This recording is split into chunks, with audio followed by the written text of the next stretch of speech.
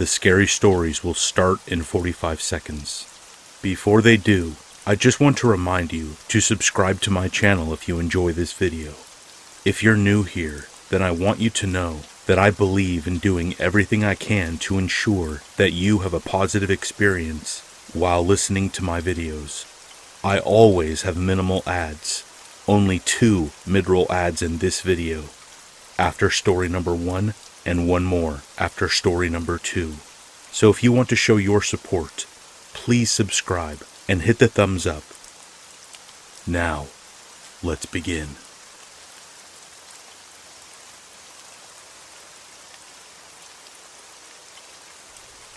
This happened about 11 months ago when me and my wife got married in June. I'll never be so grateful that I have a habit of locking doors. Our wedding day was coming to an end. Family and friends were slowly starting to depart as me and my wife Diana took pictures and chatted with some of the guests who stayed a little longer and were just having a good time. It was a great day, and a lot of my fond memories were made, but what was least expected is what happened that night as we were on our way to our honeymoon. As me and Diana said goodbye to the last of our guests around 9 p.m., we got into the car and headed home. We had our bags packed prior to the wedding day for Cancun and were ready to go. I live in Washington, and we were in a bit of a hurry because instead of flying out from the Seattle airport in SeaTac, like normally people do, it was a lot cheaper for us to drive up north to Canada and fly out from a Canadian airport. Also, me and my wife thought it would be fun to have a little road trip to Canada and then fly out from Canada to Cancun. Plus it was only a 3.5-hour drive for us and cheaper, so we headed out. 12 a.m. We had a great time driving, blasting music, talking about Cancun, and just being excited about the new chapter in our lives. Diana slowly started to fall asleep, being exhausted from the wedding and whatnot. We were halfway to Canada. At this point we were no longer in the city area, but more a wooded area with fewer cars and fewer people the more we drove, practically seeing no one on the road. By that time, it was around 3 a.m. We had some extra time on our hands, and I was starting to fall asleep too, so I pulled over to a gas station to get some Red Bull to keep me awake. I pulled into the gas station that was completely empty and parked the car to see Diana asleep. I told her I'm taking the keys and locking her inside and that I would be right back. Not sure if she could hear me, but she kind of motioned her hand around like people normally do when they're too tired to care. I came back around 6 minutes later to find my wife shaking and crying. I was confused and freaking out because I wasn't sure why she was crying. She couldn't even get the words out at first. Later, once she calmed down, she told me this. Apparently, she did hear me when I told her I took the keys and I would be right back. And as she was sleeping, she was awoken by a tapping on the driver's side window. Being too tired to get up or even open her eyes, she lazily went for the unlock button on the passenger side of the door. As she was going for it, she froze. A thought passed her mind.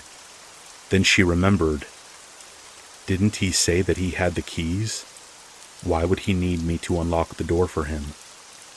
That's when she heard a woman's voice mumbling from the driver's side. She turned herself around to look at the window and saw a woman, long black hair, with wide eyes and a crooked smile on her face. She couldn't hear what she was saying at first. But then she heard what she was saying. She kept repeating in a mumbled tone, "Are you tired?" over and over. She freaked out and told the woman to leave her alone. The woman laughed and told my wife that she was tired too. The woman never took her eyes off of Diana and tried the door handle. At this point, my wife was close to tears and attempted to call me, but as she did, she heard what sounded like a phone buzz and realized I left my phone in the car. Out of options, my wife started to honk the horn, trying to scare off the woman while also maybe getting my attention. The woman still had her gaze fixed on her and started mumbling more while laughing and trying the door handle again. Then she mentioned something about someone named Sarah and asked my wife if she knew her. After a few more minutes of mumbling, she left. To my wife's words, the minute she left, I came out of the gas station. So my wife broke down. I don't know how I didn't hear the honking of the car, and I still feel bad for leaving my phone in the car. My wife also added that one of the creepier things about that woman is she didn't look homeless or dirty or anything. In fact, she seemed normal and well kept. My wife says she'll never forget the woman's wide eyes and the gaze she had on her with that smile. It also chills me to think about what would have happened to my wife if she never realized that I had the keys, or if she never heard me say that I had them before I left. I don't know what the woman's intentions were, but if I couldn't hear the honk of a horn, I'm not sure I would hear screams. To this day, I am thankful I have a good habit of locking doors, and I would recommend it no matter how long you're going to be gone.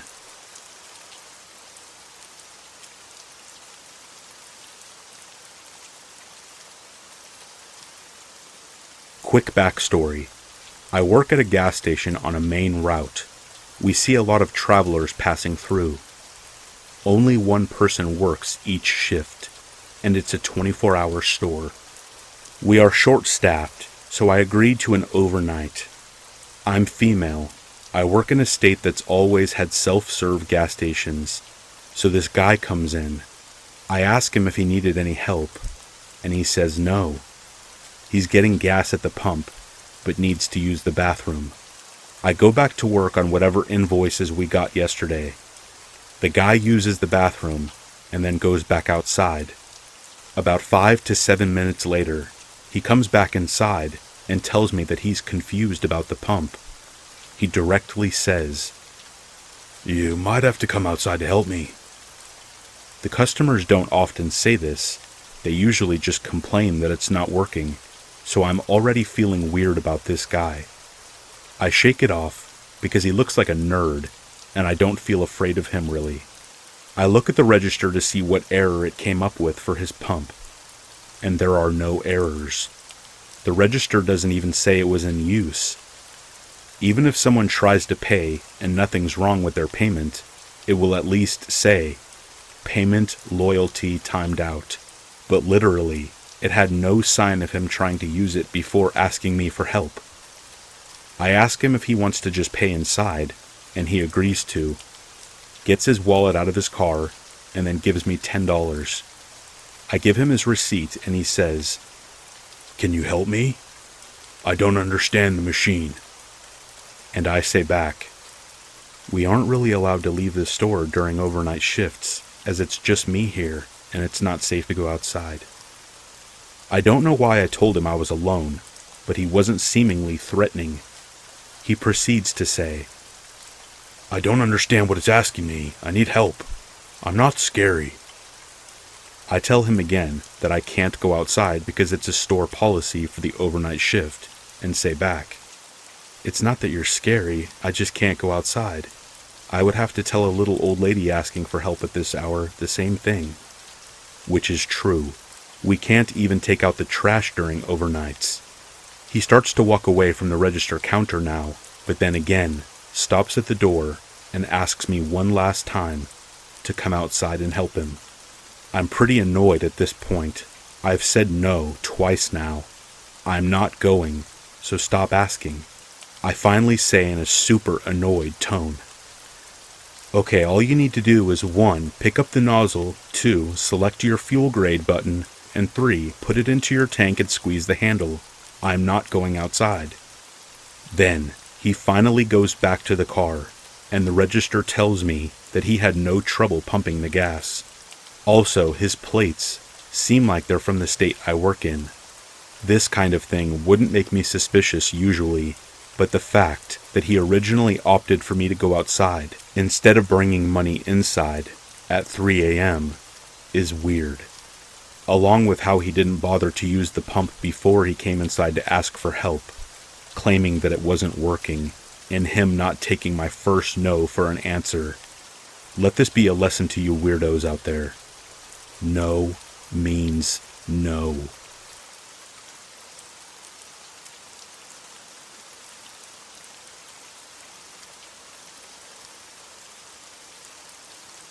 This is a story from my childhood, one of the ones that haunts me to this day. Have you ever seen those memes where it says people react like a criminal when an unexpected visitor arrives on their doorstep? They freeze and drop everything they're doing and throw themselves to the floor to avoid being seen in a window? This is my story of how I became one of those people. At the time, I must have been around maybe 7 years old. I was visiting the Midwest, Kansas to be exact, from South Korea, where I was born and raised, just visiting family. Nothing major. On that particular night, the adults, our aunt and uncle and our parents, were going to have a date night. So our parents had ordered us pizza before they left and waited for it to arrive so that we wouldn't have to open the door for anyone. My aunt and uncle had 2 kids, 2 boys to be exact, and they were ages 15 and 8.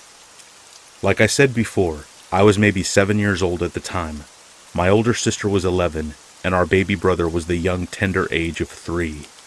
So all in all, we're ready to just have a night of fun games. After all, it wasn't often the cousins got to get together like this. They lived in the States and we lived in Korea, but we love each other dearly. We saw our parents at the garage entryway. They made sure that we knew the rules and we could recite them back to them. They also made sure that we knew where the telephones were and the emergency numbers to accompany them. It was going to be a typical night with no parents, or so we thought. It had maybe been an hour, maybe 2 after our parents had left. We were downstairs in the basement in the playroom or the game room, whatever people like to call it these days. We were down there just watching movies, playing air hockey, things of that nature. Just being kids. We weren't being loud or anything like that, and even if we were, it wouldn't be too big of a deal, because the way houses were in Kansas. The basements are built into the ground in case of a tornado. I had gone upstairs with my oldest cousin because I wanted some chocolate milk, and I couldn't reach the cups alone, so we wandered upstairs into the kitchen, which was on the far end of the house. The others stayed downstairs continuing their games. We had maybe been upstairs for 15 or 20 minutes, because while I was drinking my milk, my older cousin was making snacks since we were planning to watch a movie. Then, all of a sudden, we hear the doorbell ring. I remember my cousin looked at me and told me to stay here because it was odd that the doorbell was ringing. It wasn't late, but it certainly wasn't early. And I say this because it was summer. It was around 8 o'clock. My cousin started to creep towards the door quietly. It was unnerving for someone to be ringing the doorbell. We weren't expecting any guests, and the pizza had been delivered before our parents had even left. And before he's even halfway to the door, whoever's on the other side starts rapidly ringing the doorbell over and over, the constant ringing echoing throughout the house. And by this point, I had looked over toward the staircase, and I saw our other siblings starting to creep up the stairs, with the exclusion of the baby, who was still sleeping in the crib down in the guest room. The oldest of the kids, let's just go ahead and call him James from here on out, put his finger on his lips and told us to be quiet, to make it seem like no one was home, despite there being lights on. He crept closer to the door as the banging and the ringing on the doorbell continues, and he looked through the peephole. I had never seen my cousin look so freaked out. His face drained of color, and he backed away from the door rapidly, and he told us all to go downstairs, but of course, we didn't listen. Honestly, we thought he was playing a joke. Maybe it was some of his friends wanting to scare us, since he did cancel his plans that night to stay home and watch all of the kids. My older sister shoved past him and looked through the peephole herself, and for whatever reason, whatever was on the other side of the door made her have the same exact reaction, and she stumbled back from the door just as pale. At the time, I didn't understand what was going on. I don't think any of us younger kids really did, but something wasn't right. After a while, about 20 minutes or so, whoever was at the door stopped ringing the doorbell, and all was quiet again. It seemed like they gave up. Maybe they thought no one was home. If only we knew how wrong we really were. We all sat in silence for a while after this initially occurred. My other cousin, who I'm just going to call Kyle for the purpose of the story, mustered up the courage to ask his brother James, who was at the door, why James and my sister were acting so skittish. James told us that there was a man wearing dark clothes and seems to be carrying some kind of package or large box, but he couldn't see his face. Of course, Kyle, being the little smarty pants he was at the time, started to mock James, saying that he was just being a scaredy cat and didn't recognize their neighbors. Kyle was convinced it was just a neighbor trying to drop off a package that might have gotten mixed up in the mail, seeing that it happened all the time. So we all agree that was the probable cause, until we realized whoever was ringing the doorbell didn't just leave the package on the porch, which isn't that what most neighbors would do? In the case no one answers, they'll just leave it. And why would they try to bring it over to the house at night, instead of just waiting until the next day? But we thought it was over and done with, so we pushed it to the back of our minds. We didn't think it was important to call our parents and let them know what happened, because it was over after all. We went back to the kitchen, grabbed the snacks, and started to head back downstairs, until we heard banging again. But it wasn't from the front porch this time. We were in shock. We froze in fear. I mean, it was coming from right behind us. We turned slowly and looked back in the direction from which we came from. We were currently standing in the dining room, and we had already passed through the kitchen. It was like someone was banging on the kitchen window. You know, the one that's typically above the sink, so your mother or father can watch the kids while they play in the backyard, while they wash the dishes or something. So James and my older sister, who I'm going to call Nicole at this point, got down on their hands and knees, and they crawled back into the kitchen. Just as quickly as they crawled into the kitchen to take a peek, they crawled back to us at almost hyper speed, and they told us to get low and stay low as we crawled into the den further down the hallway. James had us all huddle close to the fireplace, out of sight from the windows, and he told us to stay there. He was taking charge. He was protecting his home and his family the best he knew how. James quickly crawled away. I didn't know where he was going, but I was scared. The banging was getting louder, and it was getting closer and closer. At some point, I started to cry, and I remember Kyle put his hand over my mouth, and my sister was hugging us tight. And around that time, we saw James starting to appear back around the corner, and he had his baseball bat. He had crawled up another staircase to get to his room. He crawled past us and put a finger to his lips again, and that's when we realized he was crawling towards the doggy door. He was attempting to close off the one entrance to the house that wasn't blocked. Thankfully, he managed to get it latched in time, because we don't think the man outside had realized that the house had a doggy door. But when he heard the lock click into place, the banging became more erratic, more violent. Then, all of a sudden, much like before, the banging stopped. But we heard pacing. Someone was walking back and forth across the porch, slowly, deliberately. Thump, thump, thump. His heavy boots thundered across the red oak porch. And then, without warning, the pacing stopped, and it became quiet, eerily quiet. Then the man called out, "Won't you open the door? I have a package for you." We didn't respond. We stayed quiet, or as quiet as we could, be with the way our hearts were pounding and with how heavy our breathing was. The stranger called out again, "Open the door. And again, we didn't answer. The man called out angrily, "I said open the door. I have a package." Like before, we didn't answer, nor did we make any sudden movements. The man started banging again, this time directly on the panel window of room that we were sitting in, yelling, "I know you're in there. I know you can hear me. Open the door or I'll open it for you." Bang, bang, bang. The window rattled and shook violently with each impact from the strange man. Thankfully, our cousin's house had reinforced windows, so they weren't easy to break. But unluckily, we didn't have any neighbors close by, so we didn't think anyone could hear the commotion.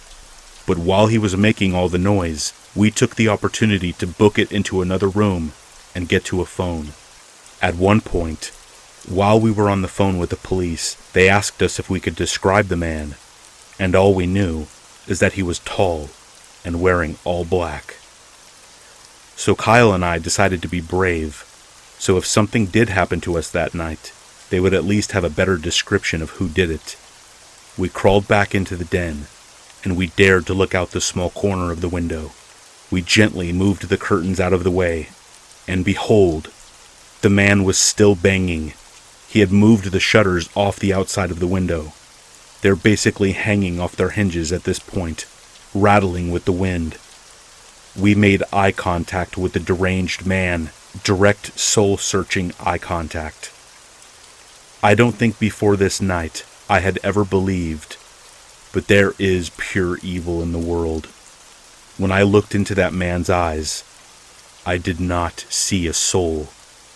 I know it sounds crazy, but those were not the eyes of a human. He was something unlike anything I've ever seen before. Animalistic, maybe. The only word that I could describe, besides demonic. It was evil, unnatural, and something I never want to see again. When he saw us, he smiled a twisted grin that I'm sure he thought I was reassuring, and he crouched down so that he could get a better look at us, I assume. And then he said, "Don't you want your mail? You have mail. I can give it to you if you open the door." I remember just grabbing onto Kyle's hand for dear life, and Kyle shook his head no, and he threw the curtain back over the window, and before we even had a chance to move any further, the man started violently banging on the window again. At this point, James had had enough. He passed the phone to my sister and he yelled, "Leave us alone! The police are on their way! You're not getting in here!" After that, it seemed like the man panicked because the banging abruptly stopped. And then we heard rapid footsteps on the porch, and Kyle and I peeked out the window again, and the man was running through the yard, past all the trees, and he jumped the fence, the wooden 22-foot fence at the end of the yard, into the alley that separated the neighborhood from the old cemetery. We stayed on the phone with police until they arrived, and our parents arrived not long after. But the man was never caught, and we don't know what happened after that night. He just disappeared into thin air. To this day, I'm now 21. Whenever the doorbell rings, when I am not expecting a visitor, my heart drops, and I break into a cold sweat.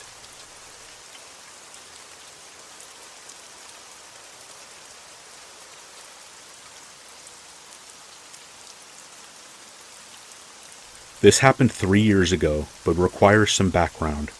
My best friend and I grew up in a sleepy, wannabe New Jersey, Central Florida town, and we were the outcasts. We had met in 6th grade when I had overheard her talking to another classmate about bionicles, my 11-year-old self's passion. We became fast friends, and soon were inseparable.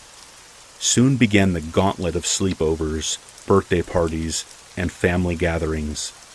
We were practically siblings.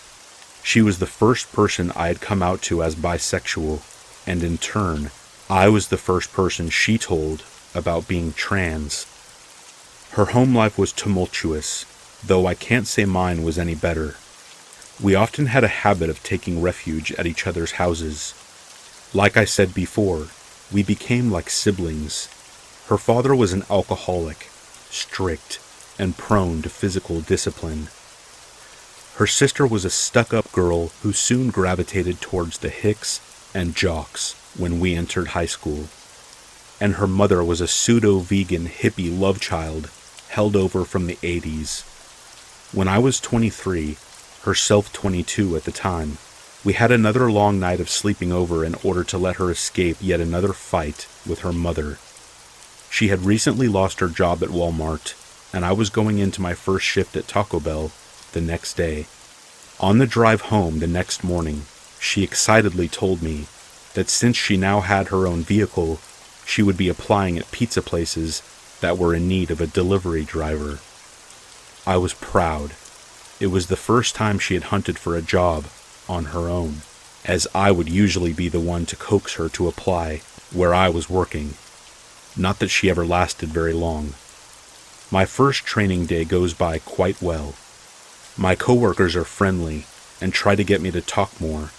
My manager likes to playfully embarrass me by trying to get me to talk hood to my other workers. Being a training day, it wasn't a very long shift, but I had been up early in anticipation, and this was my first day on a job in a few months.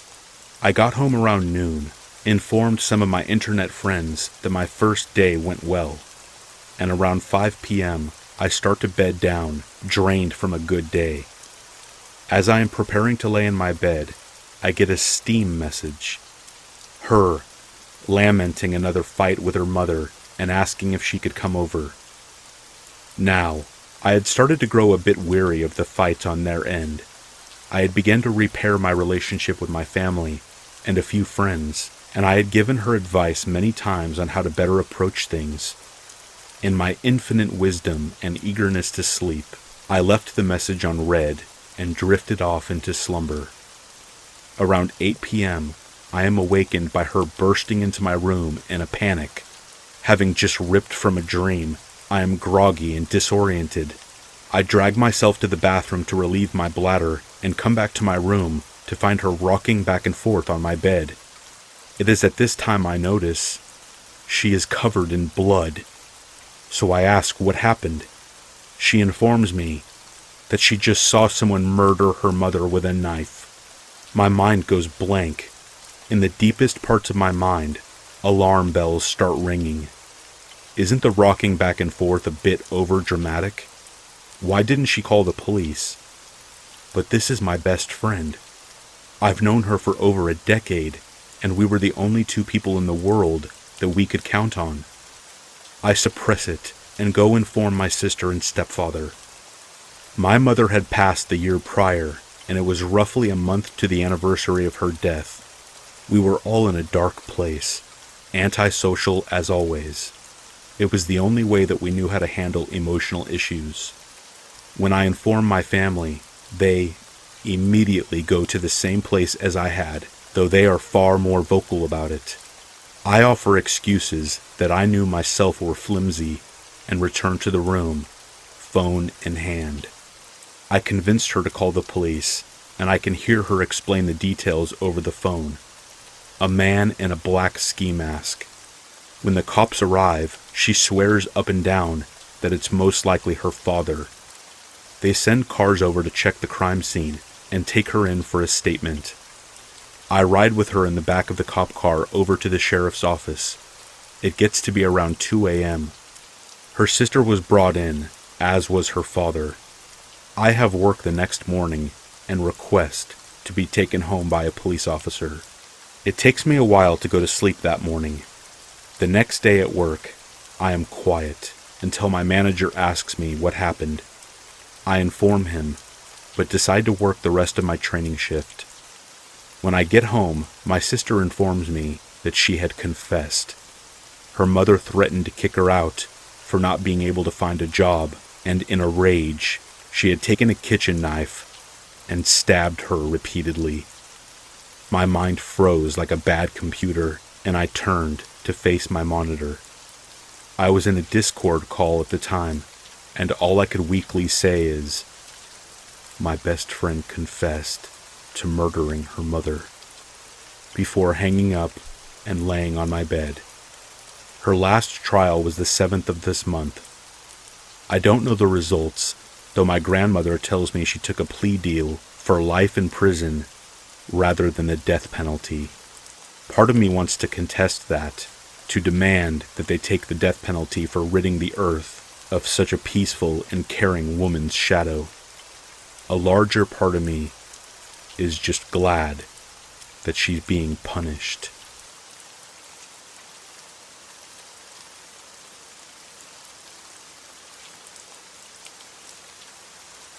When I was about 6 years old, around 2004, my mom started taking my sister and I to Dr. Daniel's pediatric dental office.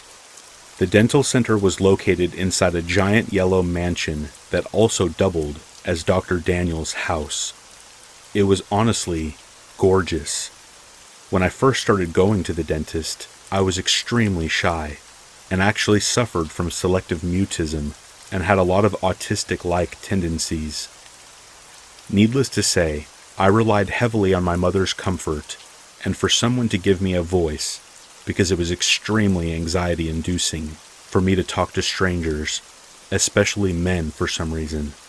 When my sister and I got called in from the waiting room, my mom followed us to the office until she was told by Dr. Daniels that parents were not allowed to be with their children, as it taught kids independence, to which my mom complied to. Once in there, he immediately separated my sister and I, and in reaction to that, I cried because I felt so scared. Dr. Daniels did not like crying, so he grabbed me and put his hands over my mouth and nose, shook me, and aggressively warned me that if I continued to cry and scare the other kids, that he would make my situation a lot worse. Obviously, this scared me even more, so I cried even harder. Dr. Daniels had enough and took me into his house, part of the dentist office, where he screamed at me again, grabbed me by the neck, and shoved me. His hygienist Judy came over and told me that if I continued to cry, she would spank me so hard I wouldn't know what had hit me. Afterwards, he gave me a juice concoction and left me alone in his house for about 5 minutes until he took me back into the dental office and did work on my teeth. I guess I just instinctively knew that if I wanted to survive, I just had to act like I was not terrified and hold on to the tears. All I wanted was my mom. After the first appointment, my sister and I told my mom that we were scared of the dentist and that he was a mean man, but she just took it as me being an anxious child, so we continued to see him.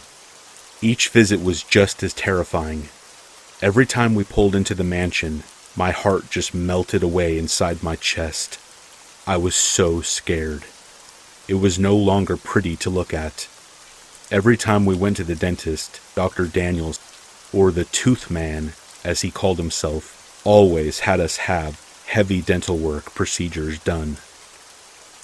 We had seals done on several baby teeth, and plenty of teeth removed, some with his fingers with no regards to pain level at all. And often when having a tooth removal or seals done, your mouth had to be opened up with a retractor. He would leave us there with a retractor on for about 45 minutes or so before he came to work on our teeth. Sometimes he would eat his lunch while we sat there with our mouth open. Probably one of the worst pains I have ever felt in my life. I remember one time when I was about in 3rd grade, I had been leaned down in the chair, waiting with my retractor on for an hour. I was in so much pain, I couldn't take it. I sat up on the chair and tried to scream and cry as loud as I could. Dr. Daniels came rushing over, angry as could be, took my retractors off, and then took me back into his house part again, where he screamed at me for being a big baby and scaring all the other kids. I was so sad in myself because I hadn't cried in so long. He then took me back to the dental chair and then pinned me down to my seat in a straitjacket. He put my retractors back on and said that I would have to wait longer because I caused such a scene. All I could do was shed silent tears and drool everywhere, and I couldn't even wipe it because he locked up my arms. Afterwards, my mouth would become so swollen and filled with rashes.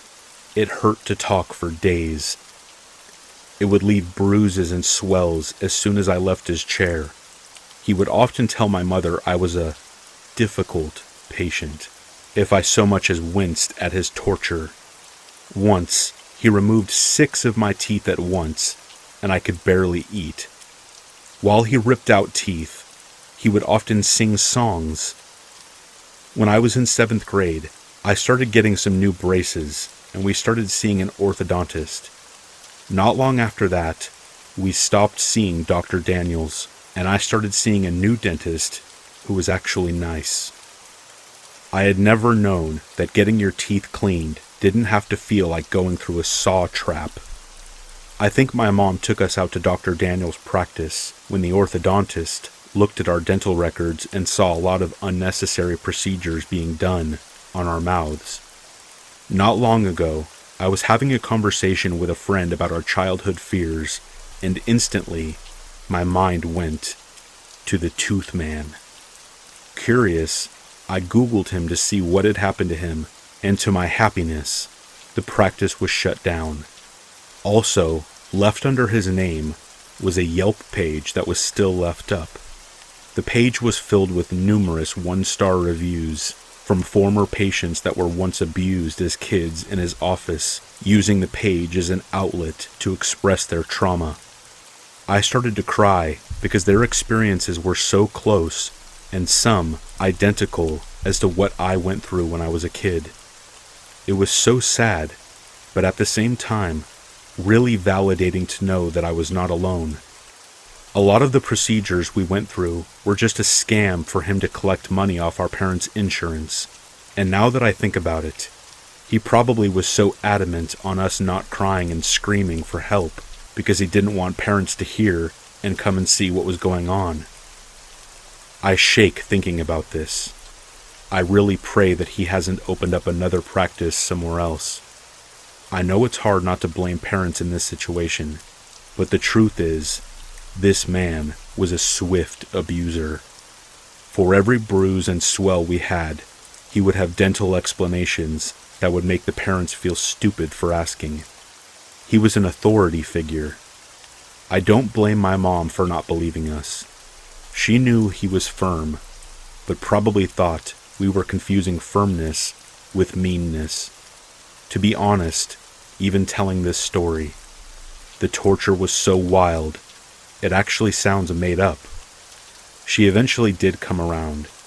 She's not alone, as there were hundreds and hundreds of parents that were duped and deceived by the Tooth Man.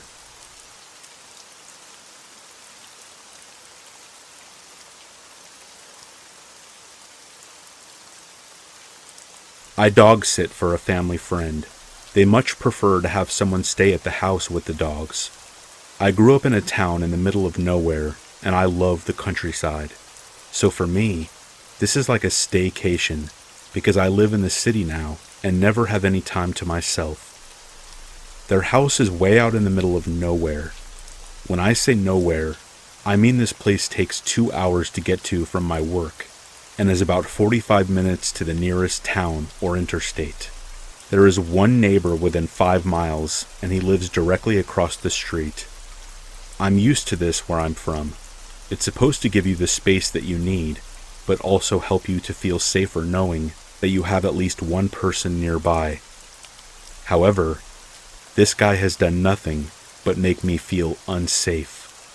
So I get to Terry and Johnny's house, and they're telling me the drill. When to feed the dogs, water the plants, etc. Then, as they're loading up their stuff to take it to the car, Terry says, "Oh, don't forget to tell her about Steve." John says, "Oh yeah, don't worry about the neighbor across the street. He's harmless. The guy drinks a lot and he's a little off, but totally harmless." The guy has lost his license so many times, all he can do is drive a moped to get to town. He chuckles and then stops smiling. Still, I've got no worries. I'm used to drunk weirdos. I know how to handle them. I love this life in the middle of nowhere, and I've got 2 protective dogs that will attack on a 1-word command, so I'm feeling pretty safe. Terry and Johnny leave around 3 p.m. I took the dogs for a walk and play some frisbee and begin to unload my stuff while they're still worn out from all the running. As I come back out for my second load of stuff, I hear their neighbor, Steve, slam his door and seemingly have a phone conversation. I first just hear his voice faintly, and then he yells, "Where did you go?" The dogs are hearing him now and start to growl softly. I say, "Calm down, boys, it's all right. It's just Steve, remember? He probably wants some privacy. Let's go inside." As I grab my stuff, I hear him yell again, "I do care about my kids!" And then I hear him throw something on the unpaved road behind me. Turns out it was his cell phone. As I'm grabbing my stuff, the dogs start going crazy and run a few feet behind me, barking and growling viciously. I drop my stuff and turn around to see the neighbor at the end of the driveway, probably 50 to 75 feet, just staring at me. I yell at the dogs to calm down and to get back at my side, and they do. I then give a friendly wave to Steve, and in my head, I'm thinking, this is kind of weird, but he's probably been drinking. Plus, they said the guy is harmless, and I have dog sat before and never had a problem with neighbors. He then takes a single step forward and says in a manipulative sounding voice, "You all right?" Steve is wearing dirty jeans, work boots, a dirty red hoodie, and a red hat with a Confederate flag on it. He's also got brown, dirty hair to his shoulders and a beard that's probably 5 inches long. "Yeah, I'm pretty good. My name is Pip. Just dog sitting for Johnny and Terry this week, and ready to get inside and call it an evening with the boys." I look down at the dogs to see their reaction. They look like they're about to attack, and I had never seen them like that before. "How about yourself?" We sat in silence for about 30 seconds before he spoke. "I'm asking if you're all right. I'm Steve." Nice to meet you, Steve. Thanks for being a good neighbor and checking, but like I said, I'm good. Are you all right?" Again, silence. Now this silence lasts for probably a whole minute, and I figure he's wasted. I should just get inside. So I turn around and finish grabbing my stuff, and as I do, I hear him take another step towards me, into the gravel driveway. The dogs bark again.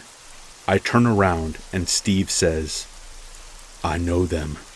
The dogs won't do nothing to me. They are some good dogs, that's for sure."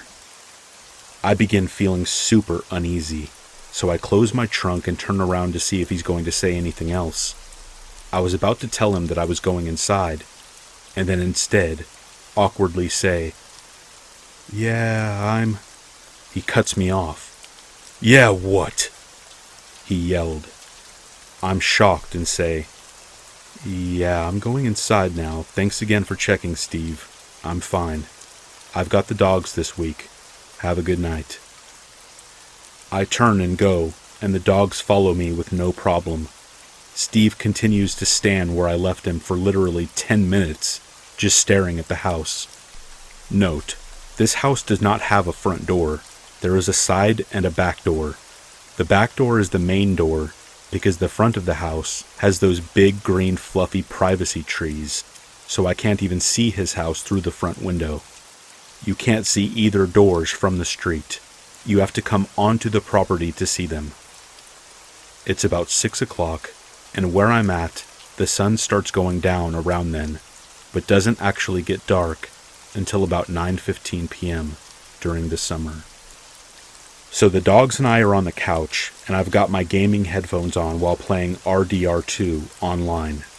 All of a sudden, the dogs start flipping out, running towards the back door, barking and growling. And I'm thinking, what is going on? They don't do that unless someone pulls up in their car, and they don't even know who it is. I'm not having anyone over.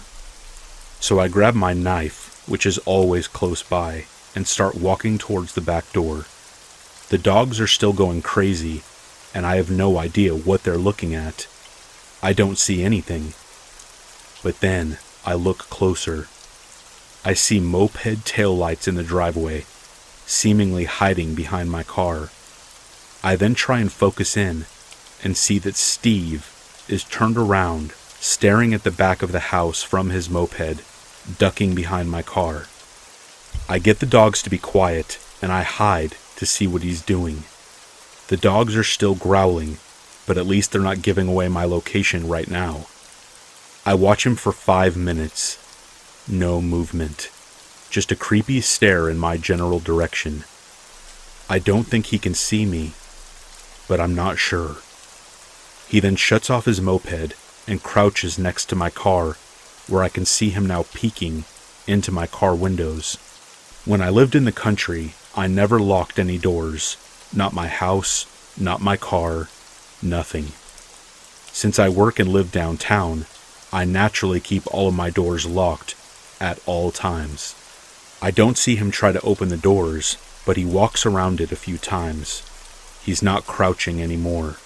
Obviously, he feels like no one is watching him, or cares that he's looking into my car, but he is only taking a single step, stopping, looking in my car, then at the house. Repeat. A single step at a time. It was extremely creepy. At this point, I text Terry and tell her that Steve is doing some weird stuff, and I tell her I'm starting to feel uncomfortable. I get a text back reading, "Call the cops if you feel unsafe. They know him. They can come talk to him. Remind me to tell you about the time he was standing out by the tree at 6 a.m. when I was leaving for work, when we get back." How comforting. So, I talk myself down some. This guy is just wasted. However, if he starts getting close to the door, I'm calling the cops. Dumb idea looking back, because the cops take so long to get out there. I'm watching him as he's made his second round, looking into my car. He then gets on his moped and drives off. As he passes the window that faces the driveway, he sped up, trying to make it so I wouldn't see him if I were just watching TV. Now it's like 8 p.m., and the dogs start going crazy again. I look out, and now his moped is parked in plain view, and he is standing on the walkway just 30 feet from the house, staring and talking to himself. I had previously turned all the lights off so that he couldn't easily see in and see what I was doing. I see him take a single step towards the door, now about 30 feet away.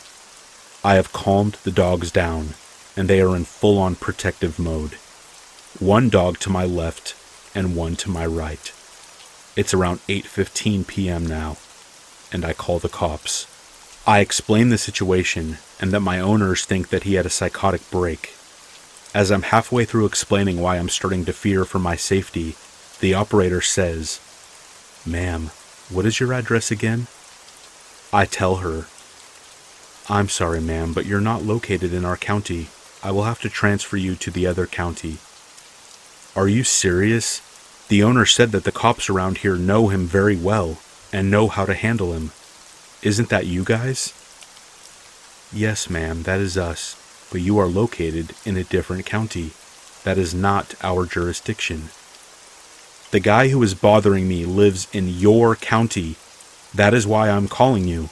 The operator then transfers me to another county. When she answers the phone with the average, "911, what's your emergency?" I'm silent. I'm looking out the kitchen window, and Steve has come up about 4 or 5 feet since the last time I looked outside. "911, what's your emergency?" I then explain what's happening, and explain that I was just transferred because I am apparently not in their jurisdiction. She then tells me to remain calm and to turn all the lights on. I said, "Screw that. This guy is waiting for me to do something like that. If he enters, I will hurt him." She then tells me that it is the safest with the lights on. I turn on the lights, and he notices, turns and gets on his moped, and drives back to his house. I tell her what happened. She asks if I would still like to have an officer come out. Yes, I want an officer to come out. Apparently the cops in the other county know him, but she transferred me to you. This is the third time he's come onto the property, and he's getting closer and closer to the door. I do not feel safe. Someone that is not me needs to talk to this guy. Calm down, ma'am. We will still send somebody. However, based on where you are located, it will take a while for one to get out there. That's fine. I just want someone out here. Thank you. I asked her if she would stay on the line until he got here. She says that one is on the way out, but she needs to be available if anyone else calls in. She told me if he comes back, and I'm still feeling uneasy, to call them without hesitation. Now it's about 9 p.m., and the sun is getting ready to set completely. Again, the dogs go crazy. I'm getting real pissed off and pacing around the house. I look out the window and see his moped, but I don't see him. Where is he? From the window in the kitchen, I can't see the back door. So I go upstairs, and one dog follows.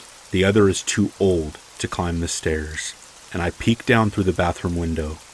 Steve is on the back porch, lighting matches and throwing them down onto the wooden porch. Yeah, totally harmless.